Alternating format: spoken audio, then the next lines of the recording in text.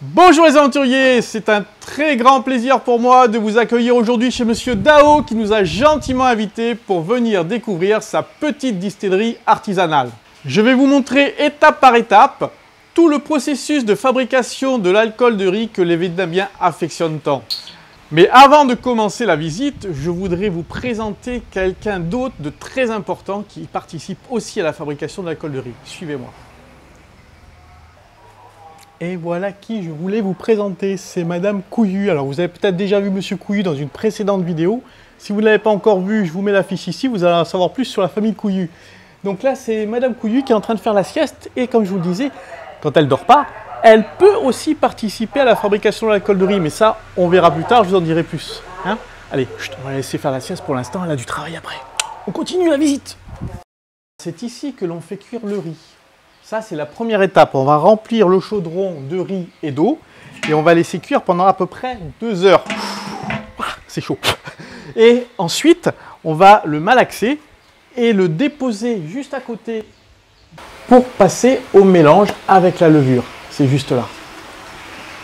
Alors, c'est ici, comme je vous le disais, que l'on va mélanger le riz avec la levure. Alors, dès qu'on a sorti le riz qui a été cuit, on va l'étaler ici déjà dans un premier temps pour le laisser refroidir.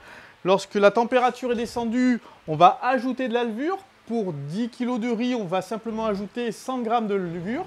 Et on va laisser quelques temps ici se reposer avant de pouvoir commencer la fermentation qui se trouve juste là. Et bien, une fois qu'on a fini de mélanger la levure avec le riz, on va passer à l'étape de la fermentation. Alors, l'étape de la fermentation se déroule ici, dans les seaux qui sont là. Et cette étape est composée en 2 autres sous-étapes qui consistent, la première, à mettre le riz avec la levure dans le seau. On va la laisser commencer à fermenter pendant 2 jours, comme ceci. Et au bout des 2 jours, on va rajouter de l'eau à l'intérieur. Pour 10 kg de riz, on va rajouter 20 litres d'eau et on va laisser fermenter comme ça 3 jours de plus. Donc là, on a le riz qui a déjà... Oh, ça se sent, hein. On la sent vraiment, la fermentation, ça sent vraiment l'alcool. On a là le riz qui est mélangé à l'eau et qui fermente. Là, on doit être pas loin des 5 jours, puisqu'au total, donc, ça nous fait 5 jours de fermentation. Alors, une fois que tout ce processus de fermentation est terminé, il reste à passer à la distillation. Et c'est par là que ça se passe. On y va! Alors, c'est ici qu'a lieu la distillation, dans la partie arrière de la maison. Mais avant de vous montrer la distillation, j'aimerais vous montrer autre chose. Venez voir. Alors, je vous ai déjà montré Monsieur Couillu. On vient juste de rencontrer Madame Couillu. Et voilà la petite famille Couillu. Tous les bébés Couillu, alors ceux-ci ne sont pas vieux, ils ont 2 mois seulement. Hein? Et là, vous avez les grands frères qui, eux, ont 6 mois. Bonjour les Couillu!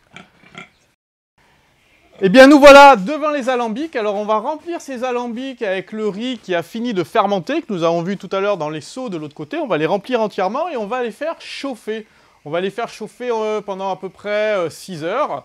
Et au bout de 2 heures seulement, on va commencer à récupérer de l'alcool de riz de l'autre côté. C'est de l'alcool qui se situe à peu près dans les 70 degrés. Et au bout des 6 heures, le taux d'alcool descend dans les 30 degrés. Alors, une fois qu'on a terminé de distiller le riz qui se trouve dans ces alambics, eh bien, qu'est-ce qu'on va en faire d'après vous de ce riz, hein? On va les donner aux cochons. Et oui, on va nourrir les cochons. En plus, c'est du riz qui est toujours un petit peu alcoolisé, donc il va donner un petit goût à force à la viande de cochon, et ces cochons vont pouvoir être vendus sur les marchés un petit peu plus cher. Donc le cochon, il va se régaler, il va manger son riz, il va digérer son riz. Et qu'est-ce qu'il va faire d'après vous, une fois qu'il a fini de digérer le cochon, hein? Il va faire caca. Eh ben ouais, comme tout le monde, hein. Donc on va récupérer tous les excréments des cochons, que l'on va mettre dans une sorte de cave qui se trouve ici sous nos pieds, et on va laisser également ces excréments fermenter. Alors tout à l'heure, je ne sais pas si vous vous rappelez, je vous disais que les cochons participent à la fabrication de l'alcool de riz, et c'est maintenant que ça se passe, parce que grâce aux excréments des cochons qui ont fermenté, eh bien on arrive à fabriquer du méthane, que vous pouvez voir ici, et ce méthane va servir à faire chauffer les alambics. Alors, on n'utilise pas que du méthane, hein, parce que les cochons ne produisent pas assez d'excréments pour pouvoir chauffer tous les alambics tous les jours. On va également utiliser du bois et du charbon. Mais c'est toujours ça d'économiser. Alors maintenant qu'on a vu le principe de la distillation, on va repasser dans la salle d'à côté pour voir le condensateur et comment on fait pour récupérer ce fameux alcool de riz. Allez, c'est par là, on y va. Et donc c'est là que nous avons le bassin qui est rempli d'eau. Alors l'eau est chaude, hein, elle est réchauffée par les vapeurs d'alcool. Dans ce bassin, vous avez les serpentins. Les vapeurs d'alcool traversent le serpentin et refroidissent et elles vont se condenser et se transformer en liquide. Et ce liquide va s'écouler petit à petit ici. Alors là, normalement, c'est dans les jerrycans qui sont ici. Là, on nous a mis exprès pour que vous puissiez voir un petit pot pour pouvoir récupérer l'alcool qui s'écoule tranquillement ici. Alors, je peux vous dire que c'est très très parfumé. Hein. Je le sens vraiment, je le sens bien. Et à partir de cet alcool-là, eh bien, on va pouvoir faire plein de choses différentes, plein de sortes d'alcool. Je vais vous montrer ça. C'est par là. Alors, comme je vous le disais, à partir de l'alcool de riz, on peut faire plein de choses. Là, vous avez différents bocaux dans lesquels on a mis différentes choses, des racines, des herbes, des animaux. Parfois, on peut trouver vraiment beaucoup de choses. Et la plupart du temps, on dit que cet alcool est médicinal. Alors, selon ce qu'on va mettre dedans, ça va être bon pour telle ou telle chose.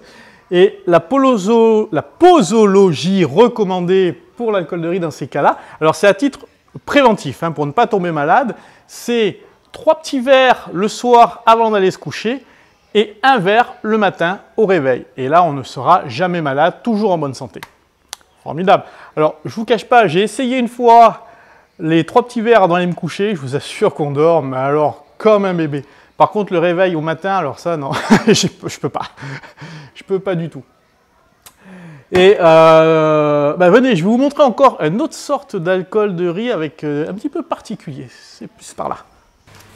Alors là, ici, par exemple, vous avez de l'alcool de riz avec un serpent à l'intérieur. Ça, c'est très très commun.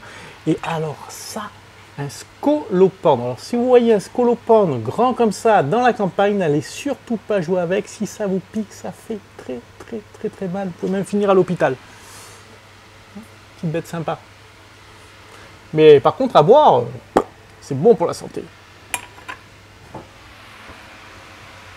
Alors, Monsieur Dao nous a gentiment invités à faire une petite dégustation avec un alcool particulier. Ça, c'est un mélange d'écorce d'arbres, d'épices, de plein de choses comme ça. Et il n'a pas voulu me dire à quoi ça servait.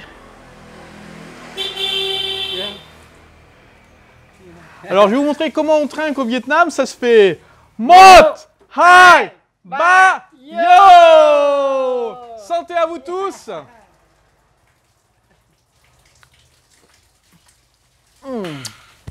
Bon Nudo. Bon Nudo. Alors ça, c'est du 40 degrés. Je savais que j'aurais dû venir tourner plutôt le soir que le matin. Et alors tout à l'heure, je vous ai dit qu'il ne m'a pas dit à quoi ça servait. Si, en vérité, il m'a dit. Alors au Vietnam, ils ont toujours des façons de dire les choses qui n'est jamais vraiment direct. Et alors un Vietnamien vous dira que cet alcool de riz-là, comment vous expliquer? Si on traduit un petit peu la pensée, c'est monsieur qui boit et c'est madame qui va être contente. Voilà. Allez, on refait une fois. Yeah. Mot Hai Ba Yo. Donc dans cette petite distillerie, eh bien c'est les gens du village qui vont venir se réapprovisionner ici directement. Vous avez des amis à la maison, vous voulez faire un petit peu la fête, vous venez chercher votre bouteille d'alcool de riz, vous amenez votre bouteille vide en plastique, vous la remplissez, vous prenez 1 litre, 2 litres, 1 demi-litre. Il y a même des gens qui passent, des fois qui s'arrêtent boire juste un verre comme ça, et puis qui continuent leur route. Et ce qu'il faut savoir, c'est que l'alcool de riz est vraiment très bon marché. On arrive à boire pour vraiment pas cher. Juste à titre d'exemple, 1 litre d'alcool à 30 degrés, c'est seulement 20 000 dong. Alors, je vais vous mettre ici combien ça fait en euros, comme ça vous permettrait d'avoir une idée. 1 litre d'alcool à 40 degrés, c'est 30 000 dong, et 1 litre d'alcool à 60 degrés, c'est 40 000 dong. C'est vraiment 3 fois rien, comme vous pouvez le voir. Et dans une petite fabrique comme ici, il arrive à fabriquer en moyenne à peu près 50 litres par jour, et à vendre l'hiver. Vous savez, quand il fait froid, qu'il vient d'avoir une tempête, là, comme en ce moment, qu'il pleut, que les gens restent chez eux, qu'ils ne bougent pas trop, il arrive à vendre jusqu'à 80 litres d'alcool par jour, ce qui est énorme pour un petit village comme ici. Voilà, nous avons terminé la visite. Alors merci beaucoup Monsieur Dao pour votre accueil, c'était vraiment sympathique de votre part, c'était super.